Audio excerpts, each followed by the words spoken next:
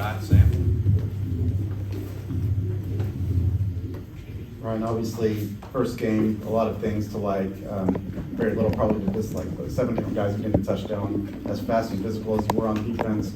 Kind of what are the takeaways from today that propel you into a bye week and then obviously a much tougher opponent down the road? Yeah, I think today just, I feel like we expected this type of outcome. So nobody was surprised by it. I feel like we just did what we were supposed to do. We've been harping on, especially, first game, everybody's pressing to make plays. So just doing your job, and that's what has gotten you to play efficient up to this point, from spring ball and fall camp. I thought they did that, offense, defense, special teams for the most part. Taking care of the football was the other thing we're harping on. Obviously, we put one on the ground early, but recovered from that. I thought the defense answered the bell when that happened, and sort of taking away the momentum. And then the third thing was just respecting the game.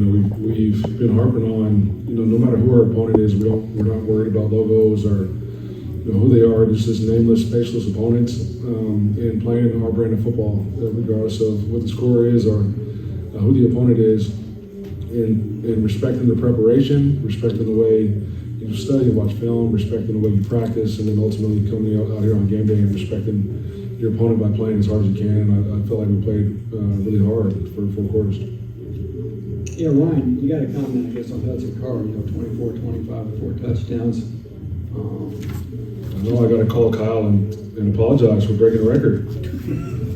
Yeah, just did you think he was going to be this dialed in? I mean, that's obviously a good sign of things to come. You would hope moving forward, right?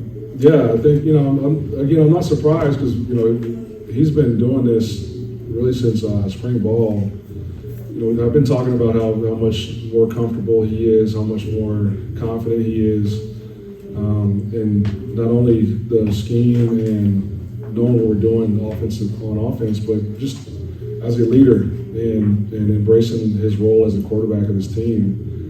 I anticipated a big jump from year 1 to year 2, and it's only 1 game, but I've seen that type of jump in spring ball and in fall camp. Was proud of the offensive line for protecting him, and like you said, we had 7 different guys score touchdowns today. The ball was spread around a lot to a lot of different receivers, tight ends, and running backs. So I thought all those guys did a good job of doing their job. Ryan, when you look over the guys who made an impact in this game or had moments in this game, it's a lot of second-year guys, sophomores, redshirt freshmen, and not just late in the game either. Does that jive with what you've been expecting from this season team, either through what you saw in camp or just what you've been expecting overall from this second-year group? Yeah, it is what I've expected. Like I said, I know it's different for you guys because you haven't seen the team since the IU game last year, right? But we've seen the majority of the roster since January. So the things that they're doing, it's not unique to them anymore. So this, I think you can expect the guys that played well today to continue to play well because they approach their craft the right way, and they play football the right way. And so, hopefully this is just a sign of things to continue to come. Ryan, the first game with the helmet communication today, how did that go, and how different is it compared to signaling in from the sideline like you would in the past? It went okay today. There were some technical difficulties kind of throughout with just guys being able to hear or not hear. And then I thought Indiana State did a good job of huddling on offense and waiting until it's past that 15-second mark to break the huddle. So you still got to be able to signal and operate the way you want to operate on offense and defense. I thought Graham did a good job of communicating with the quarterbacks pre-snap and just kind of giving them clues on what to be looking for. And we'll continue to massage it and improve and use it efficiently as the season goes on. Hey, Coach. With the landscape of college football now, with transfers making such an immediate impact, a lot of transfers out there for Purdue today. Talk about Joey Tanoa's growth when just a couple of years ago he didn't think he'd be able to play again, and he's making his appearance here for the Boilermakers today. Yeah, really proud of Joey. You talk about resiliency. He embodies that. When got him here in January, you could tell he hadn't played football in a long time. You know, he was really down in his weight.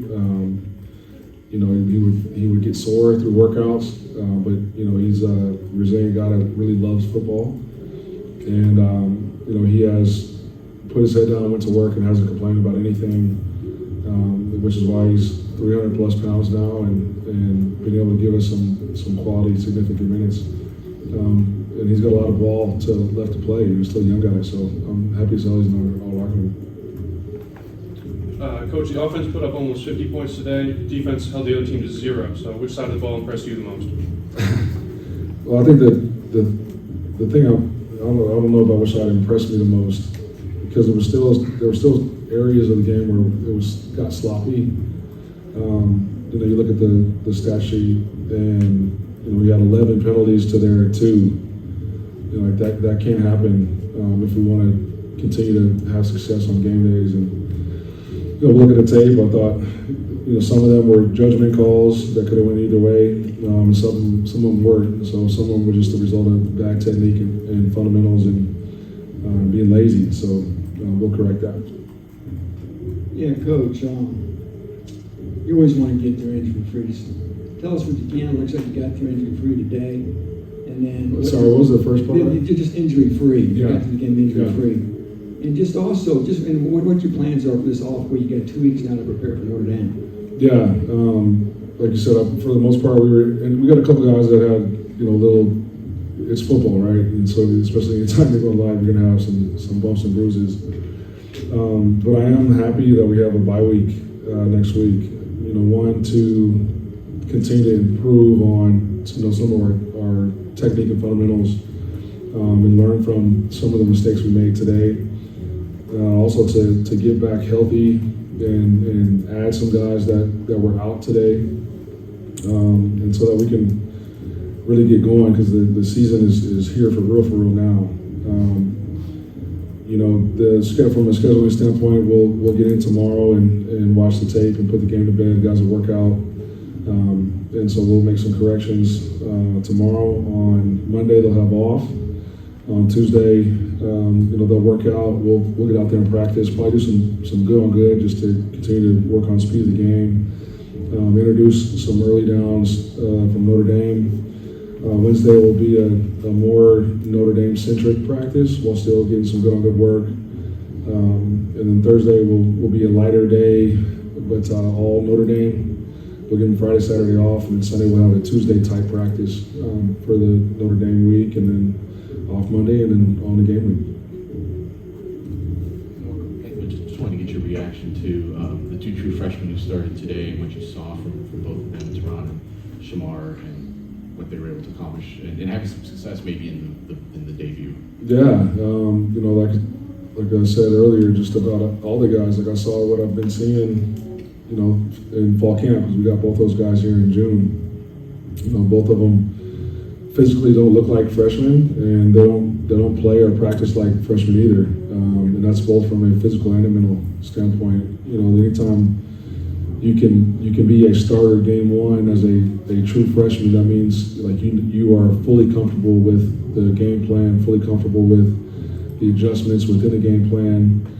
That's hard to do, and especially when we didn't have them in the spring. So that just is a testament to, you know, one, how much affinity they both have for learning, and 2, how our staff has prepared them, knowing that they're in our best 11 from a talent standpoint. So getting them up to speed so that we're not hindered on what we can call on game day. And you know, we saw both of those guys play really well. I thought Shamar also blocked really well on the perimeter. He sprung some runs. I thought Teron played tough and physical. You know, he got beat on the angle route early. And they tried to run it again, and he was all over it. It was just as a testament to the type of learner he is. And, you know, sky's the limit for both of those guys, and I'm happy as heck that they play for us. Ryan Leland Smith was a late addition to this class, and a guy who had been at Fullerton College.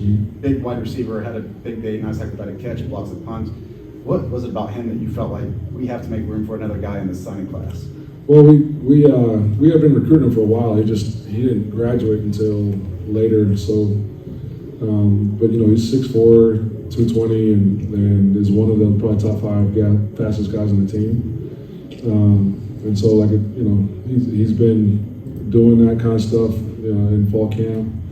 And anytime you got a bigger guy and corner pressed up and you're checking fade, the odds are in your favor, especially when Huddy is throwing the ball the way he's throwing it. So was happy he was able to get out there. Also got a block punt today. It was funny because Coach Petrelli last night, he said to the whole special teams unit, like, I've seen it, Leland, I've seen it. You're gonna block a punt. I don't know if it's tomorrow or when it's gonna be, but you're gonna block a punt. And it sure was today. So Coach Petrelli's, I'm gonna start calling him the prophet. Hey, Ryan, can you talk just real quick about special teams, your impressions overall? Yeah, I got to go back and look at the kickoff return they had. They're late. What was the issue? But I thought we were clean from a substitution standpoint. Spencer didn't have an opportunity to kick a field goal, but I thought the ball was coming off his foot and the PAT as well. I thought Ben Freehill did a nice job, putting most of them through the end zone. Thought Keelan did a heck of a job as the punter today and giving us good hang time and good ball locations. I thought we protected him well. I think we got the best special teams coordinator in the country, and those guys play hard for him. President Chang was at practice yesterday. What did he have to say to the team? He fired us up. You guys know him. He's full of energy and a brilliant public speaker. So in his own way, he got us motivated. Any more questions for Coach Sam? You mentioned about having to call Kyle Orton about the record going down, but that top 5 list is 5 guys who started in the NFL. Was that a pitch to Hudson when you're trying to get a quarterback? It's like, hey, this school produces NFL caliber quarterbacks over and over. Yeah, it helps that he's from Austin, and so is Drew Brees. So there was some understanding of sort of the history here at that position. And it's our job to try to make him part of that crew, that tradition here. So good start. The opportunity to kick a field goal never presented itself today, but Porath obviously handled all the PATs. How are you going to approach field goals if that had come up, and I guess what's the situation? Yeah, Spencer would have handled the field goals, and Ben right now is handling the kickoffs. Any more questions for Coach? All right, thanks, Coach.